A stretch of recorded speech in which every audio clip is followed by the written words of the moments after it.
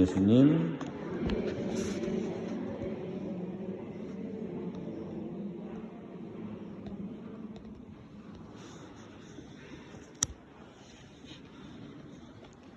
(20년간) 몽골에서 선교하시다가 지난 5월 26일 선정하신 우리 대전교구 김성현 스테파노 신부님의 추모미사가 지난 6월 2일에 주교자 성당에서 봉헌되었죠.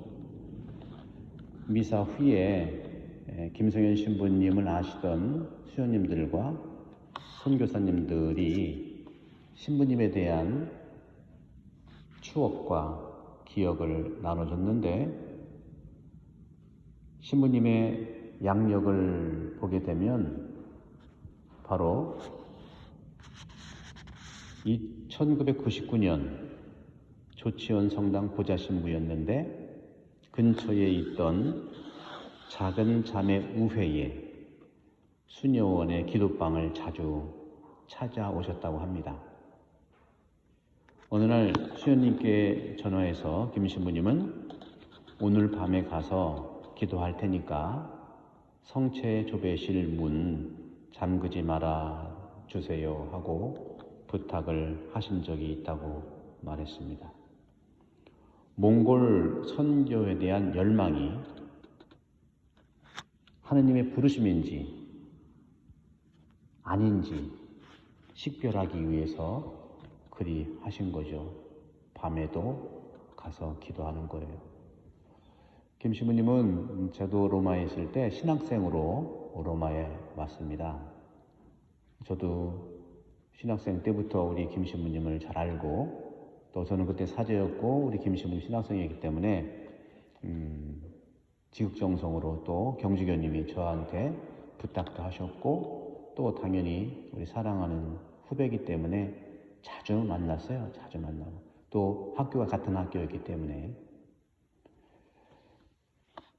신부님의 양력을 보면 2013년부터 3년간 제가 대전 가톨릭대학교 책임자로 있을 때이죠.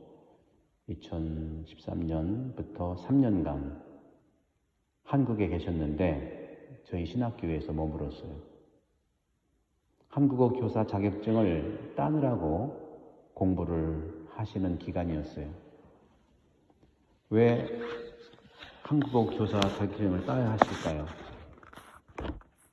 몽골 정부로부터 종교인 비자를 받으려면 현지인 몽골 사람 5명을 고용했다는 증빙 서류가 필요한 겁니다. 항상 그랬어요. 이준하 신부님도 그랬고요. 우리 살라시오 이호열 신부님도 오랫동안 선교사로 가시고, 저도 1996년, 7년부터 매년 몽골에 갔었습니다. 다만 시드니에 있는 기간만 제가 못 갔고, 올해는 가려고 했는데 김 신부님이 돌아가셨어요. 그래서 가볼까 하다가 올해는 기도하고 아마 내년에 한번 가볼까 하고 생각을 합니다. 우리 태안본당의 젊은이들, 중고등학생들, 젊은이들 같이 몽골만 갔다 오면은 자신이 어떤 삶을 사는지를 알게 됩니다. 그래서 이 신부님은 한국어 교사 자격증을 따는 이유가 그렇게 고용주로, 윗사람으로 있는 것은, 선교하는 것은 하느님, 즉 선교 정신에 맞지 않는다고 생각을 하셔서 한국어 교사로 초청을 받기 위해서 당신이 고용되어서 입국하기를 원했어요. 또 신부님은 몽골에서 어린이 미사를 드리면서 이렇게 어린이들한테 얘기를 했답니다. 내가 몽골 말이 서투니까 강론 끝나면 내 발음 틀린 거 지적해달라 하고 하면 그때부터 아이들의 눈이 초롱초롱해져가지고 강론을 듣다가 결국에는 끝나자마자 이거 틀렸다, 저거 틀렸다, 이거 아니다, 아주 적극적으로 그렇게 관심을 가졌고, 놀려대면서 지적해주는 그 어린이의 모습에 너무너무 행복해 하셨어요. 이렇게 적극적으로 참여를 하는 걸 보니까. 이렇게 그들도 나에게 정말 줄 수 있는 이런 동등한 친구 관계가 형성되는구나. 사제라고 해서 늘 지시만 하는 게 아니라는 거죠. 지적당하는 예수. 이런 이야기를 우리가 들으면 예수님께서도 사람이 되어 오신 그러한 신비, 그 신비를 신부님이 사람들에게 있는 그대로 전해준 사실을 깨닫게 됩니다. 하느님은 사람이 되어 세상에 오셨는데 윗사람으로 군림하러 오신 분이 아닙니다. 하느님은 단순해요. 하느님이 사람이 됐죠. 아기가 된 겁니다. 작은 자가 된 거예요. 그런 식으로 하느님은 하늘나라를 통치하시는 거예요. 군림하고 그런 것이 아닙니다. 내가 어떻게 해보려고 하는 것이 아니에요. 늘 작은 자로서, 작은 모습으로서 이 나라를 통치하시는 방식입니다. 우리의 통치 방식, 성당의 통치 방식은 단순하고 작아지는 방식이어야 되죠.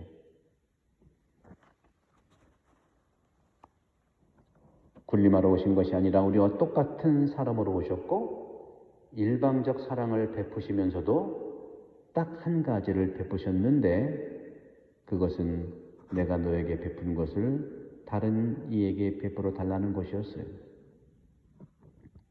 사람은요, 주거니 받거니 하는 게 사람의 삶의 근본이죠. 받기만 하면은요 되게 부담스러워요. 또 주기만 해도 힘듭니다. 주고 받아야 됩니다. 그런데 하느님의 주고받는 방식은 많이 주시지만 자신한테는 아니고 다른 사람한테 주라는 겁니다. 이게 예수님의 삶의 방식이었어요. 서로 사랑이라는 오늘 복음 환호성에 사랑의 세 계명이 있잖아요. 서로 주고받으라는 거예요. 내가 너희한테 사랑을 주니까 받았잖아요. 여러분 받은 그것을 나한테는 괜찮으니까 다른 사람한테 나눠주라는 거예요. 이게 주고받는 거예요. 그런 점에서 우리는 많은 경우에 이렇게 주고받는 것에서 예수님을 닮아야 되지 않겠는가. 예수님은 우리와 똑같은 사람으로 오셨지만 이에 만족하지 않고 당신을 더 낮추셔서 여러분 앞에 뭐가 보여요? 빵으로 오셨어요. 빵. 특히 6월달은 예수 성심성월이고 또 우리는 6월부터 목요일날 성체조배를 하는 이유가 예수 성심성월이기 때문에 그렇습니다. 빵으로 오신 예수님. 그 점에서 빵의 모습으로 오신 또 우리와 함께 하시는 예수님. 어느 성당 제2방에서 이런 글이 쓰여 있답니다. 사제여, 이 미사가 너의 첫 미사인 것처럼 너의 마지막 미사인 것처럼 봉헌하라 하는 글입니다. 미사를 봉헌하다가 저도 이 미사가 혹시 마지막 미사일 수 있다 하는 생각이 들 때 정신이 번쩍 납니다. 아픈 몸을 이끌고 그날 아침 김 신부님이 마지막 미사일 줄을 알았겠습니까? 아픈 몸을 이끌고 아침 마지막 미사를 봉헌했을 우리 김성현 신부님과 또 미사를 하시다가 피살된 성 로메로 대주교님이 바로 그런 모습이 아니겠을까요? 이것이 나의 마지막 미사라면 어떻게 봉헌할 것일까? 라는 물음이 들면 마음이 숙연해질 겁니다. 우리도 여러분들 오늘 하는 영성체가 나의 마지막 영성체일 수 있다는 생각을 하면 성체를 어떻게 영할까요? 매일매일 받아 모시는 습관적인 영성체는 아닐 수 있을 거예요.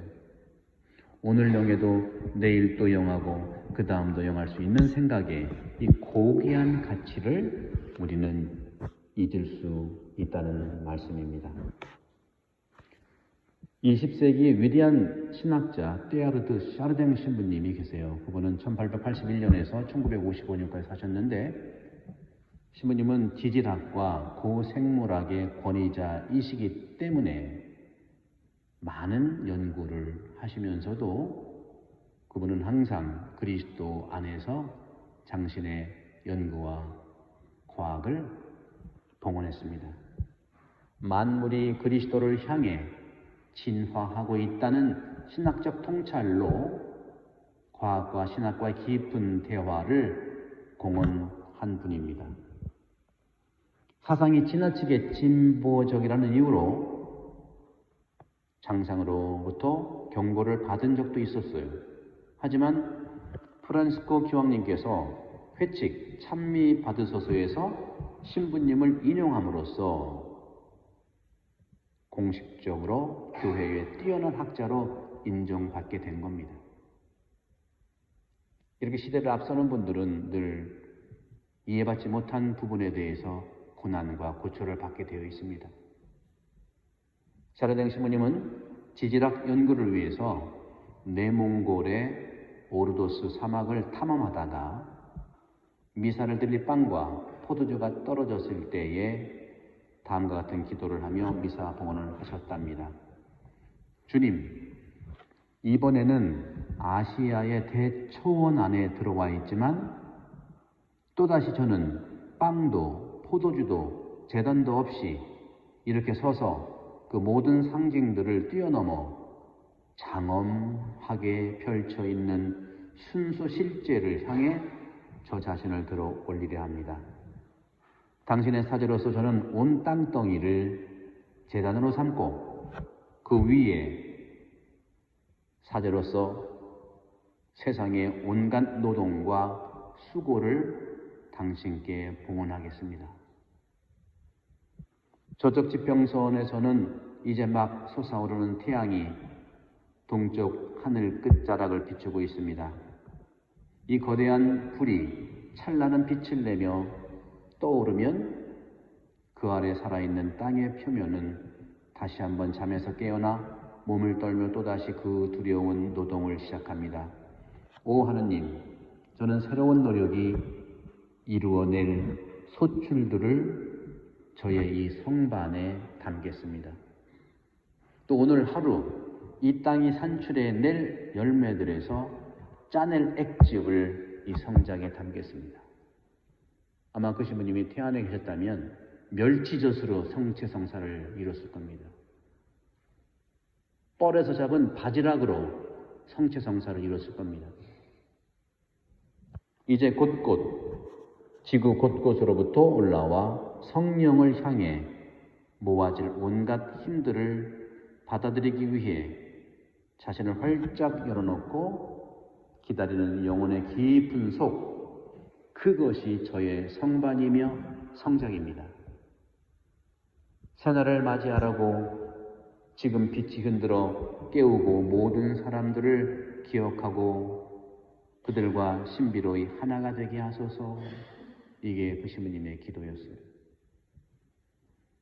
또 이 하루 동안 더욱 커질 모든 것들, 이 하루 동안 더욱 작아질 모든 것들, 오늘 죽음을 맞이하게 될 것들까지도 주님, 이 모든 것들 한껏 저의 품속에 끌어모으려 하는 것은 그것들을 당신께 봉헌하기 위해서입니다.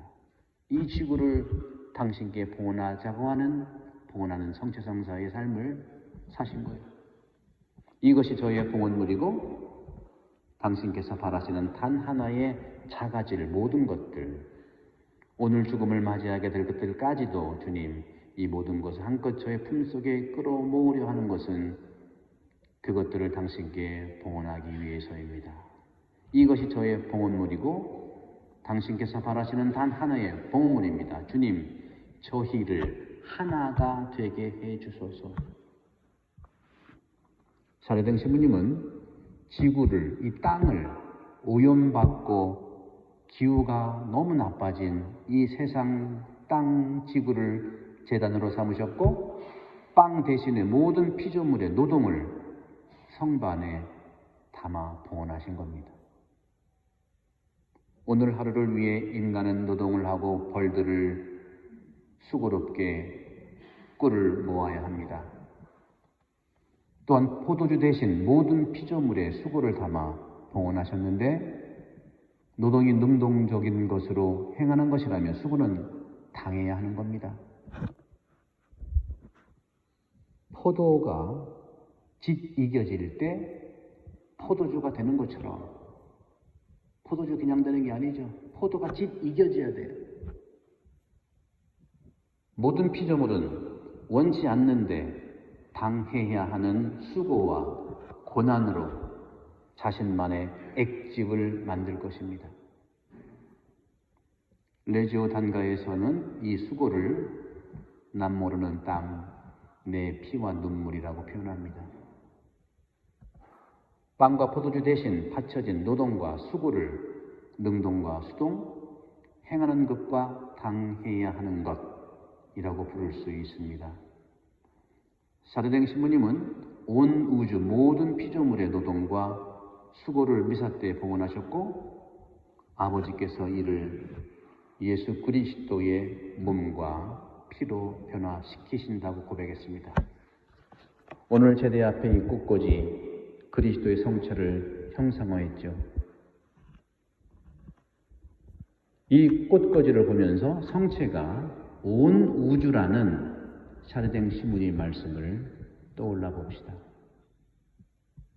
우리는 성체를 영할 때 예수님 사랑의 상징을 영하는 것이 아닙니다. 예수님 자신을 영하는 것이고 우주의 창조주이자 진화의 정점이신 그리스도를 영하는 겁니다. 성체를 영함으로써 그리스도와 하나 되기에 온 세상과 하나가 되는 것입니다.